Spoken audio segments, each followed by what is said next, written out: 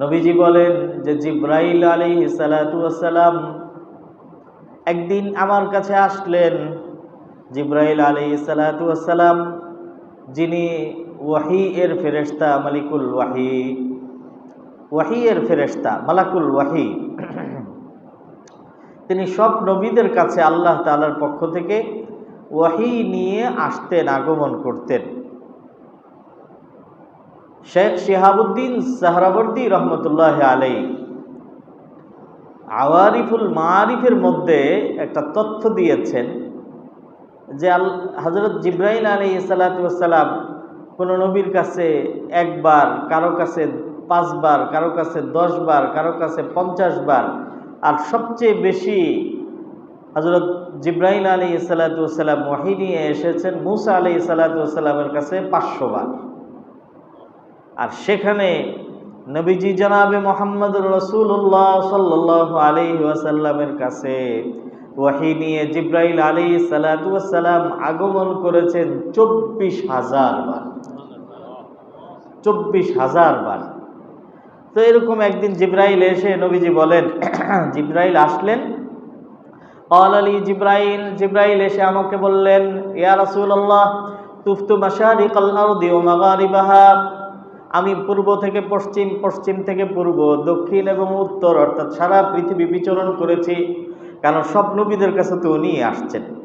তুফতু মাশারিকাল আরদি ওয়া মাগারিবাহা, সারা পৃথিবীতে আমি নবীদের কাছে এসেছি, আগমন করেছি, বিচরণ করেছি। ফালাম আজিদ আফজালা মিন মুহাম্মাদিন সাল্লাল্লাহু আলাইহি ওয়াসাল্লাম, আমি মুহাম্মাদের থেকে বেশি মর্যাদাবান আর কোনো নবীকে পাইনি, আর কাউকে পাইনি। শুধু তাই নয়, কালাবতু মাশারিকাল আরদি ওয়া মাগারিবাহা, সারা পৃথিবী বিচরণ করে আমি দেখেছি, ফালাম আজিদ বানি আবিন আফজালা মিন বানি হাশিমিন, তাতে আমি সারা পৃথিবীতে যত বংশমর্যাদা আছে, বংশমর্যাদার দিক থেকে বনি হাশেম অর্থাৎ নবীজির বংশের চেয়ে বেশি দামি, মর্যাদাবান, সম্মানিত, সম্ভ্রান্ত আর কোনো বংশ পৃথিবীর শুরু থেকে শেষ পর্যন্ত, পূর্ব থেকে পশ্চিমে, পশ্চিম থেকে পূর্বে, দক্ষিণ থেকে উত্তর, আর উত্তর থেকে দক্ষিণ, সারা পৃথিবীতে আমি আর কোনো বংশমর্যাদা সম্পন্ন কাউকে পাইনি। সারা পৃথিবীর সবচেয়ে বেশি মর্যাদাবান বংশের নাম হলো নবীজির বংশ, বনি হাশেম। আল্লাহু আকবার।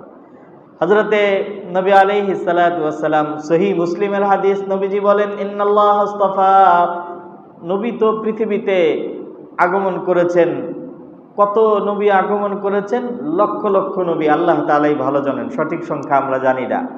এমনি আমাদের কথাবার্তার মধ্যে একটা বাক্য পরিচিত, প্রসিদ্ধ, যে আল্লাহ তাআলা পৃথিবীতে 1,25,000 মতান্তরে 2,25,000 পয়গম্বর এবং নবী রাসূল পাঠিয়েছেন। এরকম একটা কথা আছে না? এই কথাটা বলা ঠিক না। 1,25,000 মতান্তরে 2,25,000, এই কথাটা ঈমান বিরোধী কথা। বরং নবী এবং রাসূলদের ব্যাপারে আমাদের ঈমান এবং বিশ্বাসের অবস্থান হচ্ছে যে আল্লাহ তাআলা অসংখ্য অগণিত নবীদেরকে পাঠিয়েছেন, যাদেরকে পাঠিয়েছেন তাদেরকে আমরা নবী আর রাসূল হিসাবে মানি, বিশ্বাস করি, তাদের উপরে ঈমান আনি। আর আমাদেরকে পালন করার জন্য পাঠিয়েছেন নবীজি মুহাম্মদুর রাসূলুল্লাহ সাল্লাল্লাহু আলাইহি ওয়াসাল্লামকে, এবং তিনি খাতামুন নবিয়্যিন, শেষ নবী, তিনি আফজালুর রাসূল, সাইয়্যিদুল আম্বিয়া ওয়াল মুরসালিন, নবিকুল সর্দার এবং শিরোমণি। এটা হলো ঈমানের জায়গা।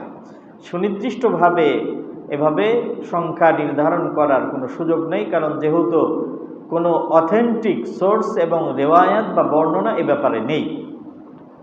আমি বলছিলাম যে নবী আলী, তো এই যে অসংখ্য অগণিত নবী, এর মধ্য থেকে কোরআনে কারীমের মধ্যে এসেছে 25 জন নবীর নাম। কতজন নবীর নাম? 25 জন নবীর নাম কোরআনের মধ্যে এসেছে। অসংখ্য অগণিত নবীর মধ্যে এনাদের মধ্যে আবার বিভিন্ন দিক থেকে বিভিন্নভাবে মর্যাদার তারতম্য আছে। আর সামগ্রিকভাবে সর্বশ্রেষ্ঠ মর্যাদার অধিকারী হলেন আমাদের নবীজি মুহাম্মদুর রাসূলুল্লাহ সাল্লাল্লাহু আলাইহি ওয়াসাল্লাম। বাকি ব্যাপক বিবেচনায় বলা হয় যে উলুল আজমি মিনার রসুল, মানে সর্বোচ্চ মর্যাদার অধিকারী কয়েকজন রসুল। তারা কারা? তারা হলেন হযরতে মূসা আলাইহিস সালাতু ওয়াস সালাম, হযরতে ঈসা আলাইহিস সালাতু ওয়াস সালাম, হযরতে দাউদ আলাইহিস সালাতু ওয়াস সালাম, হযরতে নূহ আলাইহিস সালাতু ওয়াস সালাম এবং জনাবে মুহাম্মদুর রাসূলুল্লাহ সাল্লাল্লাহু আলাইহি ওয়াসাল্লাম। আর আরেকজন হলেন হযরতে ইব্রাহিম আলাইহিস সালাতু ওয়াস সালাম। ওনাদেরকে বলা হয় কোরআনের ভাষায় উলুল আজমি মিনার রসুল, মানে মহামর্যাদাশীল নবী এবং রসুল। এখানে আবার আরেকটা ব্যাপার আছে। আদম আলাইহিস সালাতু ওয়াস সালামকে বলা হয় আবুল বাশার, মানে মানব জাতির পিতা। আর নূহ আলাইহিস সালাতু ওয়াস সালামকে বলা হয় সেকেন্ড আদম, মানে মানব জাতির দ্বিতীয় পিতা। তার কারণ ওই সময় সমস্ত মানব জাতি ধ্বংস হয়ে গিয়েছিল। পরবর্তীতে পৃথিবীতে বর্তমান যে মানব জাতি বিস্তৃত, চাই সে যে ধর্মেরই দাবিদার আর অনুসারী হোক না কেন, এরা সকলেই হযরত নূহ আলাইহিস সালাতু ওয়াস সালামের 3 সন্তানের বংশধর, হাম, সাম, ইয়াফিস। এই 3 সন্তানের বংশধর। আমি যে কথাটা বলার জন্য এটা শুরু করলাম সেটা হচ্ছে যে হযরতে ইব্রাহিম আলাইহিস সালাতু ওয়াস সালামের একটা বিশেষ মর্যাদাবান পরিচয় আছে। সেটা কি? ইব্রাহিম আলাইহিস সালাতু ওয়াস সালামকে বলা হয় আবুল আম্বিয়া। আদম আলাইহিস সালাতু ওয়াস সালাম হলেন মানব জাতির পিতা, নূহ আলাইহিস সালাতু ওয়াস সালাম হলেন মানব জাতির দ্বিতীয় পিতা, আর ইব্রাহিম আলাইহিস সালাতু ওয়াস সালাম হলেন নবীদের পিতা। আবুল আম্বিয়া, নবীদের পিতা। তার মানে ইব্রাহিম আলাইহিস সালাতু ওয়াস সালামের পর থেকে যত নবী আর রাসূল এসেছেন সকলেই তার বংশ থেকে এসেছেন। এই জন্য তাকে বলা হয় আবুল আম্বিয়া, নবীদের পিতা। তো এবার নবীজির হাদিসটা বুঝেন। সহিহ মুসলিমের মধ্যে নবীজি বলেন, ইন্নাল্লাহ আসতাফা মিন বুলদি ইব্রাহিম ইসমাঈল। আল্লাহ তাআলা ইব্রাহিম আলাইহিস সালাতু ওয়াস সালামের সন্তানাদির মধ্য থেকে সর্বশ্রেষ্ঠ সন্তান হিসাবে, সবচেয়ে মর্যাদাবান হিসাবে নির্বাচন করেছেন ইসমাঈল আলাইহিস সালাতু ওয়াস সালামকে। আমি আগেই বলেছি তিনি নবীদের পিতা, তার মানে তার বংশে আল্লাহ তাআলা অনেক নবীদেরকে পাঠিয়েছেন। যেমন ইব্রাহিম আলাইহিস সালাতু ওয়াস সালামের 8 সন্তানের মধ্যে 3 জনই নবী ছিলেন। ইব্রাহিম আলাইহিস সালাতু ওয়াস সালামের সন্তানদের মধ্যে ইসমাঈল আলাইহিস সালাতু ওয়াস সালামকে আল্লাহ নবী বানিয়েছেন, ইসহাক আলাইহিস সালাতু ওয়াস সালামকে আল্লাহ নবী বানিয়েছেন, শুআইব আলাইহিস সালাতু ওয়াস সালামকে আল্লাহ নবী বানিয়েছেন। এবং ইনাদের বংশধারায় এরপরে তো এই প্রসিদ্ধ যত নবীর নাম আমরা শুনি, মূসা আলাইহিস সালাতু ওয়াস সালাম, দাউদ আলাইহিস সালাতু ওয়াস সালাম, ঈসা আলাইহিস সালাতু ওয়াস সালাম, ইলিয়াস আলাইহিস সালাতু ওয়াস সালাম, এই যে যত প্রসিদ্ধ নবীদের নাম শুনি, এরা ইউসুফ আলাইহিস সালাতু ওয়াস সালাম, ইয়াকুব আলাইহিস সালাতু ওয়াস সালাম, এরা সকলেই ইব্রাহিম আলাইহিস সালাতু ওয়াস সালামের ছেলে ইসহাক আলাইহিস সালাতু ওয়াস সালামের বংশধর, আবুল আম্বিয়া। এবার নবীজি কি বলেন একটু মনোযোগ দিয়ে বোঝার চেষ্টা করেন। নবীজি বলেন, ইন্নাল্লাহ আসতাফা মিন বুলদি ইব্রাহিম ইসমাঈল। ইব্রাহিমের ঘরে অনেক নবী জন্মগ্রহণ করেছেন, নবী ছাড়াও অনেক ওলি আউলিয়া এসেছেন, অনেক আল্লাহর ওলি এসেছেন, কিন্তু এদের মধ্যে আল্লাহ তাআলা সর্বশ্রেষ্ঠত্বের মর্যাদা দান করেছেন ইসমাঈল আলাইহিস সালাতু ওয়াস সালামকে। ওয়াসতাফা মিন বুলদি ইসমাঈলা বনি কিনানা। আর ইসমাইলের বংশধর থেকে আল্লাহ তাআলা নির্বাচন করেছেন বনি কিনানাকে। ওয়াসতাফা মিন বনি কিনানাতা কুরাইশান। আর বনি কিনানার থেকে আল্লাহ তাআলা শ্রেষ্ঠ মর্যাদাবান হিসেবে নির্বাচন করেছেন কুরাইশকে। ওয়াসতাফা মিন কুরাইশিন বনি হাশিম। আর কুরাইশের মধ্য থেকে শ্রেষ্ঠত্বের মর্যাদা দান করেছেন আল্লাহ তাআলা বনি হাশিমকে। বনি হাশিমের পরিচয় আমি আগেই বলেছি। নবীজির বংশের নাম কি? কথা বলেন ভাই। বনি হাশিম। তো নবীজি বলেন বনি হাশিমকে নির্বাচন করেছেন কুরাইশের মধ্য থেকে। আর ওয়াসতাফানি মিন বনি হাশিমিন। আর বনি হাশিমের মধ্য থেকে আবার আল্লাহ তাআলা নির্বাচন করেছেন আমি নবী মুহাম্মদুর রাসূলুল্লাহ সাল্লাল্লাহু আলাইহি ওয়াসাল্লামকে। নবীজির বংশ মর্যাদা নিয়ে আলোচনা চলতেছিল। আরবিতে একটা প্রবাদ প্রসিদ্ধ আছে, কি? আল ফাজলু মা শাহিদাত বিহিল আদা। আল ফাজলু মা শাহিদাত বিহিল আদা। আসল মর্যাদা তো ওইটা যেটা বিরোধী পক্ষ ও স্বীকার করে। নিজের পক্ষের লোকজন না, বরং বিরোধী পক্ষ ও যেটা স্বীকার করে, ওইটা হলো আসল মর্যাদা।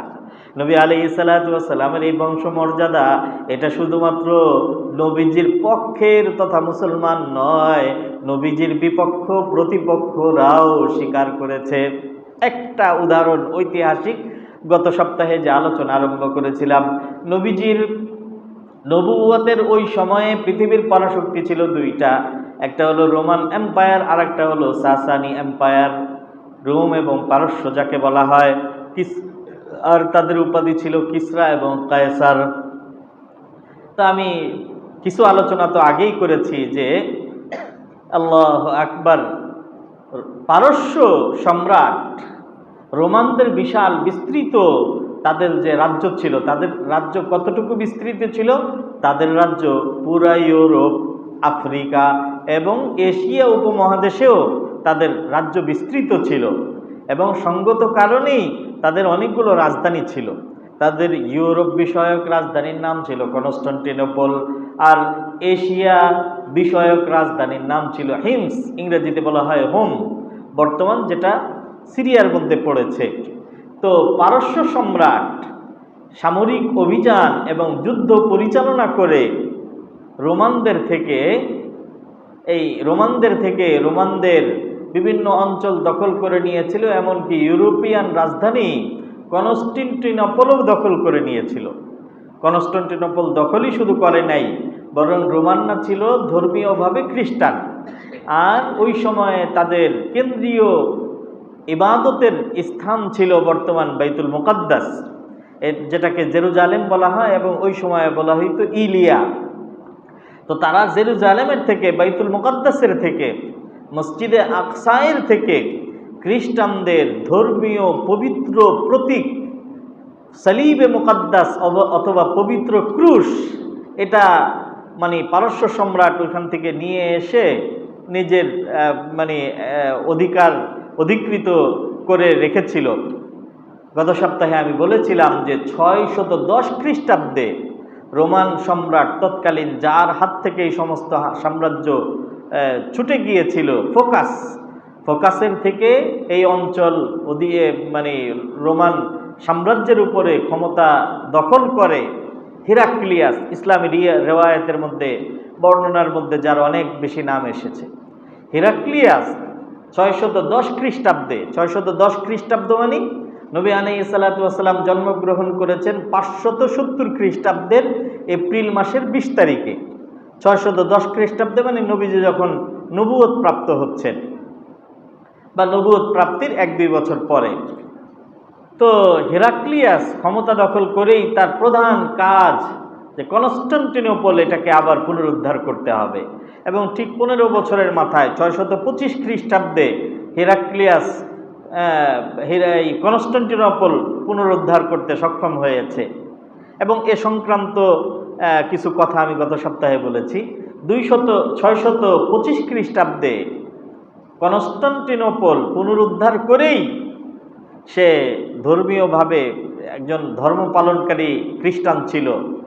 সালিবে মুকাদ্দাস বাইতুল মুকাদ্দাসের থেকে নিয়ে আসা পারস্য সম্রাটের পবিত্র ক্রুশ, ওইটাকে সে আগে নিজের হাতে নিছে, এবং নিজের হাতে নিয়ে এরপরে সে মান্যত করেছে যে আমি এই সালিবে মুকাদ্দাস অথবা পবিত্র ক্রুশ বাইতুল মুকাদ্দাসে পুনঃস্থাপন করার জন্য এশিয়া বিষয়ক রাজধানী হিমস বা হোম থেকে 500 কিলোমিটার প্রায় পায়ে হেঁটে, লাউ লস্কর লোকবল সহ, এটা একটা মর্যাদা প্রকাশ করার জন্য পায়ে হেঁটে হাতে নিয়ে সে হিমস সিরিয়া এর থেকে বাইতুল মুকাদ্দাস পর্যন্ত আসবে মার্চ করে, এবং এটা নিজ হাতে আবার পুনঃপ্রতিস্থাপন করবে। এবং এই অনুযায়ী 625 খ্রিস্টাব্দের পরে সালিবে মুকাদ্দাস নিয়ে হোমস থেকে সে রওনা হয়ে বাইতুল মুকাদ্দাসেও আসছে। বাইতুল মুকাদ্দাসে যখন এসে পৌঁছেছে, আপনারা একটু খেয়াল করেন যে 625 খ্রিস্টাব্দ কি সময়টা কখন? নবীজির নবুয়তের সময়ের সাথে যদি আমরা মিলানোর চেষ্টা করি, তাহলে নবী আলাইহিস সালাতু ওয়াস সালাম 610 খ্রিস্টাব্দে যদি নবী হয়ে থাকেন, তাহলে 9-10 খ্রিস্টাব্দে নবী হয়েছেন, 13 বছর তিনি মক্কায় ছিলেন, তাহলে 13 বছর 22-23, বুঝতেছেন হিসাবটা? এরপরে তিনি মদিনায় হিজরত করে এসেছেন। হিজরত করে আসার পরে এখানে 625 খ্রিস্টাব্দ বদরের যুদ্ধ সংগঠিত হয়েছে ২য় হিজরিতে। তাহলে যে বছর বদরের যুদ্ধ সংগঠিত হয়েছে ঠিক ওই বছরই হিরাক্লিয়াস সে আবার পুনরায় কনস্টান্টিনোপল পুনরুদ্ধার করেছে। পুনরুদ্ধার করার পরে এরপরে সে পরবর্তীতে আরও কয়েক বছর সময় তো লেগেছে, আরও বেশ কিছুদিন পরে সে এই সলিবে মুকদ্দাস বা পবিত্র ক্রুশকে বাইতুল মুকদ্দাসে পুনঃস্থাপন করার এই ঘটনাটা সামনে এসেছে। এবং এটাকেও যদি আমরা ইসলামী বর্ণনার আলোকে নিশ্চিত করতে চাই তাহলে ৬২৫ খ্রিস্টাব্দের প্রায় ৪-৫ বছর পরে, অর্থাৎ নবী আলাইহিস সালাতু ওয়াস সালাম যে বছর হিজরতের পরে ৭ম হিজরিতে নবীজি যে বছর খায়বার অভিযান পরিচালনা করেন, নবীজি খায়বার অভিযান পরিচালনা করার সময়েই এই তার ক্রুশ বাইতুল মুকদ্দাসের মধ্যে পুনঃস্থাপন করার ঘটনা ঘটে। তা আমি বলছিলাম যে এই পবিত্র ক্রুশ নিয়ে হিরাক্লিয়াস পায়ে হেঁটে ৫০০ কিলোমিটার লম্বা পথ পাড়ি দিয়ে নিজের লাউ লস্কর সমস্ত বাহিনী সহকারে জেরুজালেম এবং বাইতুল মুকদ্দাসে এসে উপস্থিত হয়েছে। বাইতুল মুকদ্দাসে আসার পরে হিরাক্লিয়াস আবার জ্যোতিষী ছিল।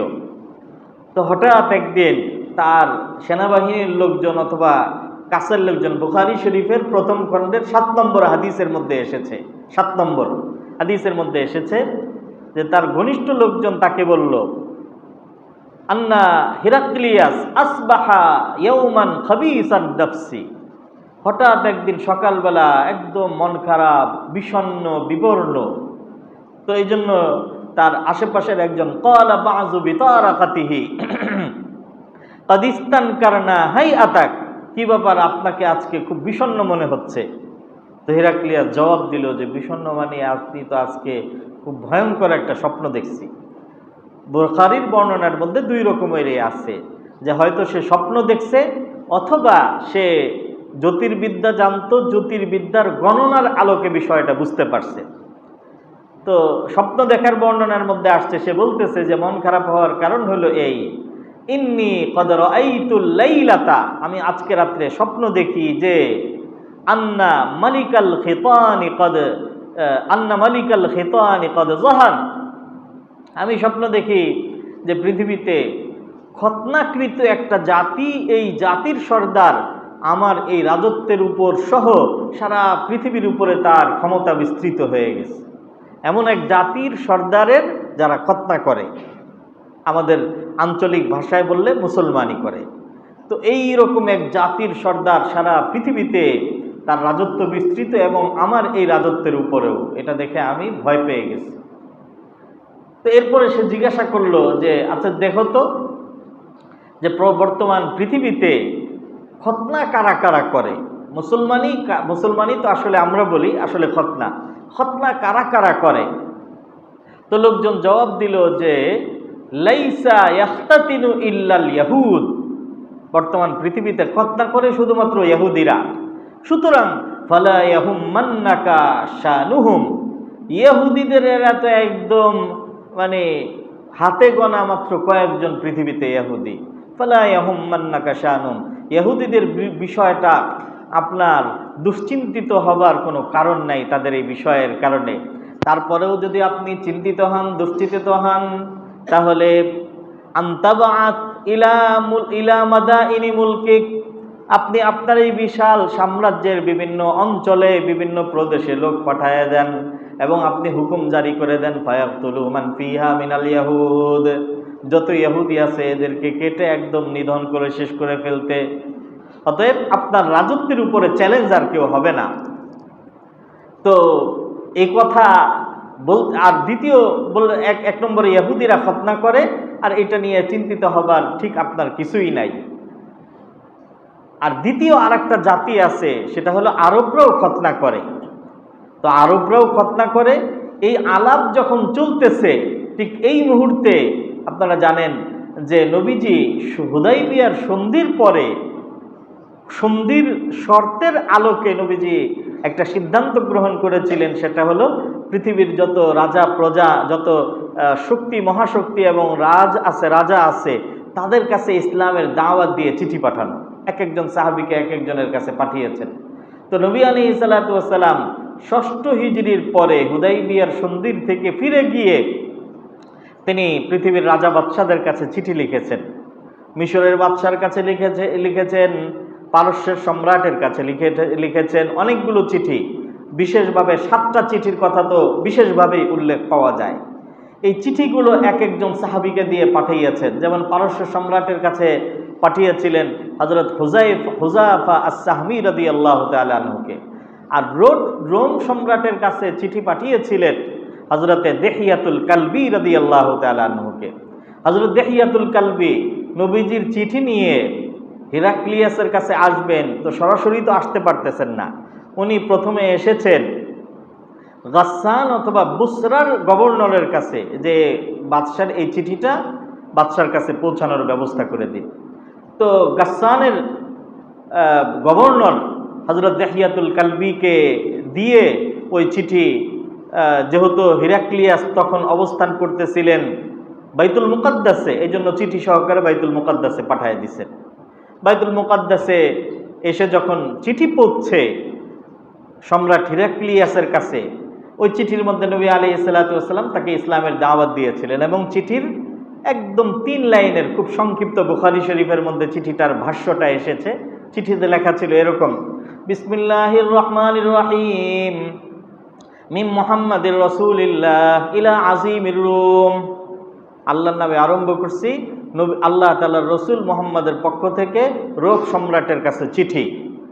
বিসমিল্লাহ তো আগেই আছে। এরপরে সালামুন আলা মান ইত্তাবাআল হুদা, যে হেদায়েত গ্রহণ করবে তার উপরে আল্লাহর পক্ষ থেকে সালাম বর্ষিত হোক। এখান থেকে বোঝা যায় যে বিধর্মীদেরকে সরাসরি আসসালামু আলাইকুম বলার নিয়ম নাই, বললে গুনাহ হবে তা না, কিন্তু ইসলামের শিক্ষা হলো তাদেরকে সালাম দেওয়ার বাক্য হলো আসসালামু আলা মান ইত্তাবাআল হুদা, যে হেদায়েত গ্রহণ করবে তার উপরে সালাম। নবীজি এই বাক্যটা এখানে ব্যবহার করছেন, সালামুন আলা মান ইত্তাবাআল হুদা। এরপরে আদউকা বিদিআয়াতিল ইসলাম, আমি আপনাকে ইসলামের দাওয়াত দিতেছি। আসলিম তাসলাম, আপনি ইসলাম গ্রহণ করেন, তাসলাম নিরাপদ হয়ে যাবেন। আসলিম তাসলাম, আপনি ইসলাম গ্রহণ করেন, নিরাপদ হয়ে যাবেন। শুধু তাই না, ওয়ায়ুতিকাল্লাহু আজরাকা মাররাতাইন, আল্লাহ তাআলা আপনার প্রত্যেকটা আমলের দ্বিগুণ সওয়াব দান করবেন। এটা ইসলামের একটা নিয়ম যে পূর্ববর্তী ধর্মের অনুসারী কেউ যদি ইসলাম গ্রহণ করে তাহলে তার প্রত্যেকটা আমলের ডাবল সওয়াব পাবে একজন সাধারণ মুসলমানের তুলনায়। যেহেতু সে আগের আরেকটা ধর্ম ছেড়ে সে ইসলাম গ্রহণ করছে, বিরাট আবেগের কুরবানি। ইউতিকাল্লাহু আজরাকা মাররাতাইন, আল্লাহ আপনাকে দ্বিগুণ সওয়াব দান করবেন। দাওয়াত দিছেন। সর্বশেষ লিখছেন ওয়া ইন তাওয়াল্লাইতা, আর যদি আপনি ইসলাম গ্রহণ না করেন, ফাইন্না আলাইকা ইসমাল আরিসিয়িন, তাহলে আপনার ইসলাম গ্রহণ না করার কারণে আপনার প্রজারাও স্বাভাবিকভাবে ইসলাম গ্রহণ করবে না, তাহলে তাদের ইসলাম গ্রহণ না করার গুনাহ আর দায়ভার এটাও আপনাকে বহন করতে হবে। তো এই চিঠি পেয়ে বাদশাহ একদম আশ্চর্য হয়ে গেছে যে মাত্র আমি স্বপ্ন দেখলাম যে একজন পুরা এই বিশাল আমার এই রাজত্ব তার অধীনস্থ হয়ে যাবে, আর এর মধ্যেই চিঠি চলে আসছে যে আরবের মধ্যে একজন নবুয়তের দাবি করছেন। তো বাদশাহ বললেন যে দেখো তো এই নবী সম্পর্কে আমার একটু জানা দরকার, একটু দেখো তো যে আমার এই অঞ্চলের মধ্যে ওই এলাকার কেউ আপাতত আছে কি নাই। তো খোঁজাখুঁজি করে ঠিক ওই সময়ে হুদায়বিয়ার সন্ধির পূর্ব পর্যন্ত মক্কার লোকজনও, আপনারা জানেন যে তারা বছরে 2টা আন্তর্জাতিক বাণিজ্য সফর করে, লিইলাফি কুরাইশ ইলাফিহিম রিহলাতাশ শিতাই ওয়াস সাইফ, গ্রীষ্মকালে তারা সফর করে সিরিয়ার, আর শীতকালে তারা সফর করে ইয়ামানের। সূরা কুরাইশের মধ্যে যে কথাটা এসেছে। তো অনেক দিন পর্যন্ত মক্কার লোকজনও নিরাপদে কোনো বাণিজ্যিক সফর করতে পারতেছিল না, কিন্তু হুদায়বিয়ার সন্ধির পরে তো নিরাপদ। এই জন্য আবু সুফিয়ান অনেক দিন পরে বিশাল ব্যবসায়িক কাফেলা নিয়ে সে সিরিয়াতে আসছে এবং একদম ঠিক বাইতুল মুকাদ্দাস এলাকাতেই আসছে, অবস্থান করতেছে। এবং আবু সুফিয়ানের এই বাণিজ্যিক কাফেলার মধ্যে অনেক দিন পরের আসা বাণিজ্যিক সফর, মক্কার এমন কোনো লোক ছিল না যার কিছু না কিছু বিনিয়োগ এখানে ছিল না, বিশাল বাণিজ্যিক কাফেলা নিয়ে আসছে।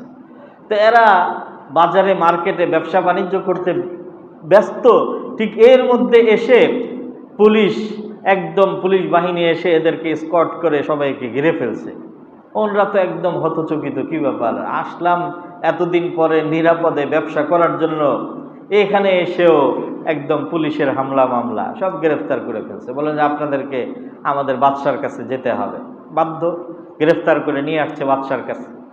তো নিয়ে আসার পরে হেরাক্লিয়াস জিজ্ঞাসা করলেন, বুখারীর মধ্যে এসেছে, আইয়ুকুম আকরাবু বিহাদার রাজুলিল্লাযী ইয়াসউমু আন্নাহু নাবিয়্যুন, তোমাদের মধ্যে কে আছে যে এই নবুয়তের দাবিদার এই লোকের সবচেয়ে বেশি ঘনিষ্ঠ আত্মীয়তার দিক থেকে? আবু সুফিয়ান বললেন, আমি সবচেয়ে বেশি ঘনিষ্ঠ, আমি সম্পর্কে চাচা এবং তিনি আমার ভাতিজা। বললেন যে সামনে আসো। বসায়া বাকিদেরকে বললেন যে দেখো, আমি তাকে কিছু প্রশ্ন করব, সে যদি কোনো প্রশ্নের উত্তরের মধ্যে ঝামেলা করে তাহলে সাথে সাথে তোমরা ধরাই দেবে যে এই উত্তরটা সঠিক হয় নাই, মিথ্যা বলছো। তো এরপরে সে অনেকগুলো প্রশ্ন করছে, প্রশ্ন উত্তরের পুরা পর্বটাই বুখারী শরীফের ওখানে ইমাম বুখারী রহমতুল্লাহি আলাইহি হাদিসের মধ্যে এনেছেন। যেমন তার ওই প্রশ্নগুলোর মধ্যে ছিল যে যিনি নবুয়তের দাবি করেছেন, আকালা হাযাল কওলা ক্বাবলা মা ইয়াকুলু মা ক্বাল, ইনি যে নবুয়তের দাবি করেছেন, ইনার পূর্বেও কি এই দাবি কেউ করেছেন? আবু সুফিয়ান বলছেন যে না, পূর্বে এই দাবি মক্কার মধ্যে কেউ করে নাই। জিজ্ঞাসা করছেন যে আমিন আফি আবা ইহি মিন মালিকিন, তার পূর্বপুরুষদের মধ্যে কেউ কি বাদশাহ আছে? না, পূর্বপুরুষদের মধ্যে কোনো বাদশাহ নেই। আয়াগদিরু, তিনি কি কখনো আপনাদের সাথে অঙ্গীকার করে সেটাকে ভঙ্গ করেছেন, বিশ্বাসঘাতকতা করেছেন? না, বিশ্বাসঘাতকতাও করে নাই। আতাত্তাহিমুনাহু বিল কাযিবি, কখনো কি মিথ্যা বলেছেন? আপনারা তার উপরে মিথ্যার অপবাদ আরোপ করেছেন? জবাব দিলেন যে না, তিনি তো মক্কার মধ্যে আল আমিন উপাধিতে ভূষিত। জিজ্ঞাসা করলেন হাল কাতালতুমুহু, যুদ্ধ কি হয়েছে তার সাথে? উত্তর দিলেন হ্যাঁ, যুদ্ধ হয়েছে। ফাহাল কাইফা কিতালুকুম ইয়াহু, যুদ্ধের ফলাফল কি? জবাব দিয়েছেন কখনো তারা জয়লাভ করেছেন, কখনো আমরা জয়লাভ করেছি, ওই যে মহুদ আর বদর আর উহুদ।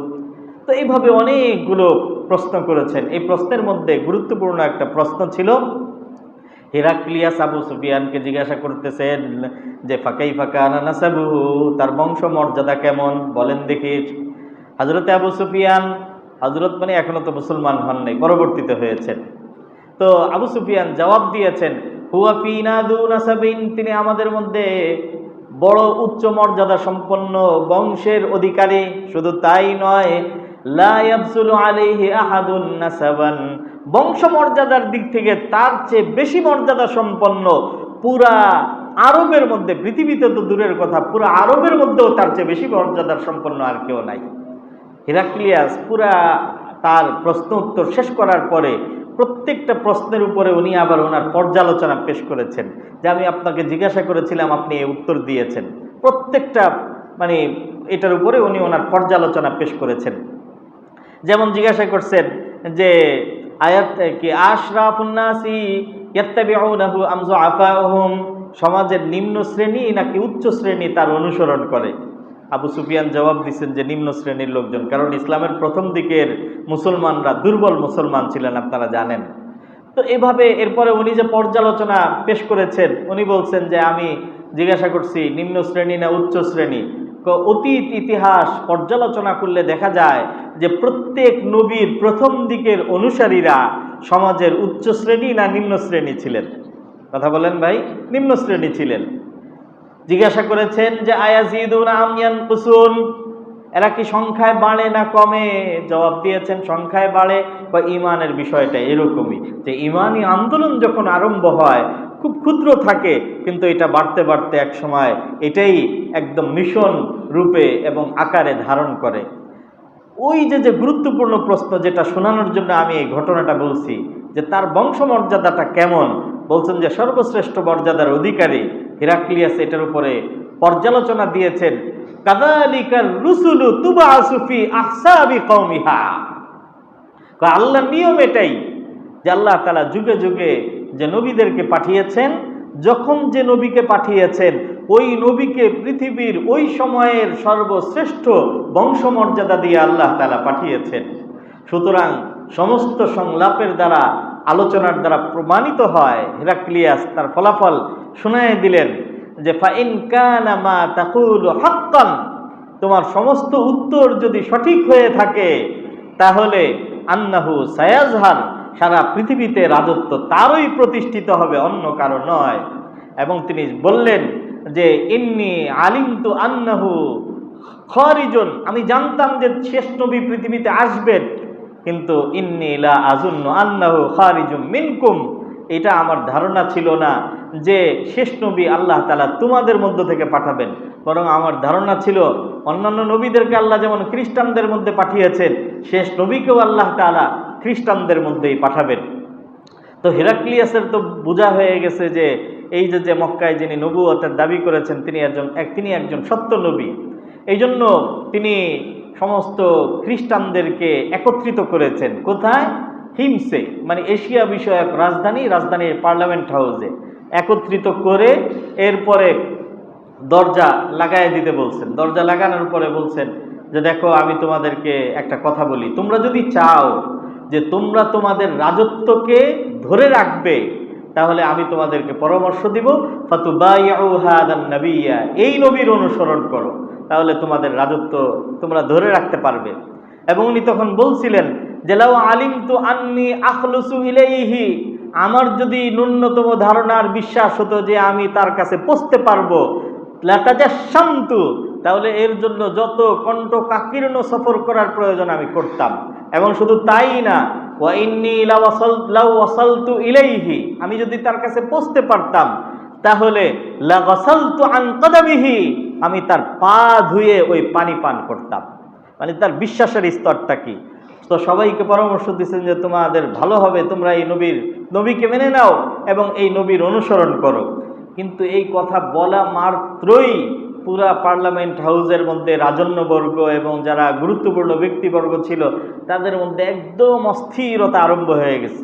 হেরাক্লিয়াস তো বুদ্ধিমান মানুষ, আগেই দরজা বন্ধ করে দিচ্ছে এবং নিজের বসার স্থান স্বাভাবিকের চেয়ে বেশ উঁচু, যাতে ওখানে কেউ পৌঁছতে না পারে। এই অস্থিরতা দেখে সে বুঝতে পারলো যে না, এটাকে নিয়ন্ত্রণ করা যাবে না, আমার রাজত্বও যাবে এবং আমার জীবনও যাবে। এই জন্য সে রাজনৈতিকভাবে কৌশল পরিবর্তন করে বলল যে আরে, আমি তো তোমাদের ধর্মীয় অবস্থানটা পরীক্ষা করছি। আসলে এটা তার মনের কথা ছিল না, এবং আমি পরীক্ষা করে দেখলাম যে না, তোমরা তোমাদের ধর্মের উপরে অটল এবং অবিচল আছো। তো সম্মানিত উপস্থিতি, আমার এখানের থেকে মূল শুধু বলার উদ্দেশ্য হলো যে হিরাক্লিয়াসের প্রশ্ন, কাইফা কানা নাসাবুহু, তার বংশমর্যাদা কেমন। আবু সুফিয়ান যে এখনো মুসলমান হয় নাই, মুসলমানদের সবচেয়ে বড় দুশমন, সেও তখন একদম অকপটে স্বীকার করেছে যে হুয়া ফিনা দু নাসাবিন, আমাদের মধ্যে সর্বশ্রেষ্ঠ বংশের সর্বশ্রেষ্ঠ মানুষ হলেন মুহাম্মদুর রাসূলুল্লাহ সাল্লাল্লাহু আলাইহি ওয়াসাল্লাম। নবী আলাইহিস সালাতু ওয়াসসালামকে আল্লাহ তাআলা ইব্রাহিম আলাইহিস সালাতু ওয়াসসালামের হয়ে, ইসমাইল আলাইহিস সালাতু ওয়াসসালামের হয়ে আদনানি বংশে নবীজি তাকে পাঠিয়েছেন। এই আদনানি বংশ, এটার ব্যাখ্যাটা, এই বংশের, আরবের বংশের ব্যাখ্যাটা ইনশাল্লাহ আমি আগামী সপ্তাহে আপনাদের সামনে পেশ করব। নবীজির এই পবিত্রতম যে বংশধারা, ইমাম বুখারী রহমতুল্লাহ আলাইহি তার কিতাবের মধ্যে এভাবে লিখেছেন যে মুহাম্মদ ইবনে আবদুল্লাহ ইবনে আব্দুল মুত্তালিব ইবনে হাশিম ইবনে আব্দ মানাফ ইবনে কুসাই ইবনে কিলাব ইবনে মুররা ইবনে কাব ইবনে লুয়াইব ইবনে গালিব ইবনে ফেহের ইবনে মালিক ইবনে মুজার ইবনে কিনানা ইবনে খুজামা ইবনে মুদরিকা ইবনে মুজার ইবনে নিজার ইবনে মাদ ইবনে আদনান ইবনে উদ ইবনে মুকাউবিব ইবনে ইয়াশটিব ইবনে ইয়ারিব ইবনে সাবিত ইবনে কায়দার ইবনে ইসমাইল ইবনে ইব্রাহিম আলাইহিস সালাতু ওয়াসসালাম।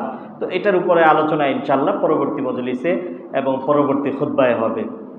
আল্লাহ তাআলা নবীজির সম্পর্কে আরও বেশি জানার এবং নবীজির মহব্বতে আমাদের দিলকে আলোকিত করার তৌফিক দান করুন। আমিন। ওয়া আখিরু দাওয়ানা আলহামদুলিল্লাহি রাব্বিল আলামিন।